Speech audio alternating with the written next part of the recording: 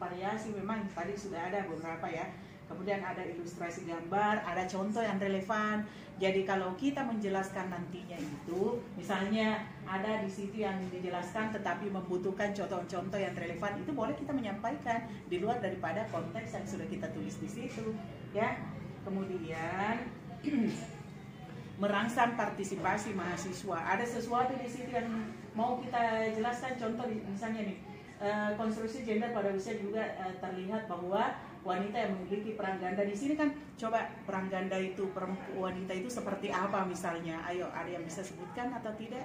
Yang mana itu yang dimaksud begitu?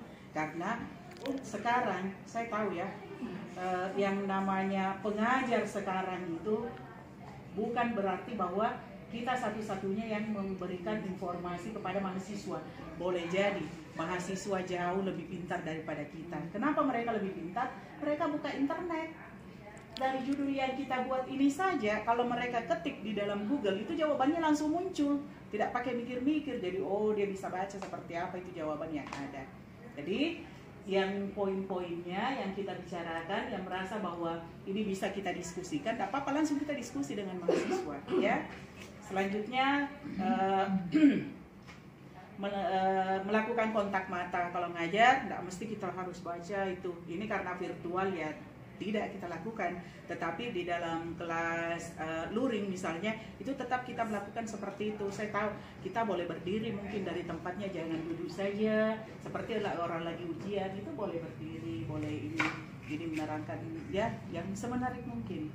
Kemudian motivasi, semangat dengan memberi umpan balik yang tadi yang saya jelaskan dari awal. Oke? Jadi sisa yang ada itu tolong kita dulu terapkan seperti yang saya bilang ya.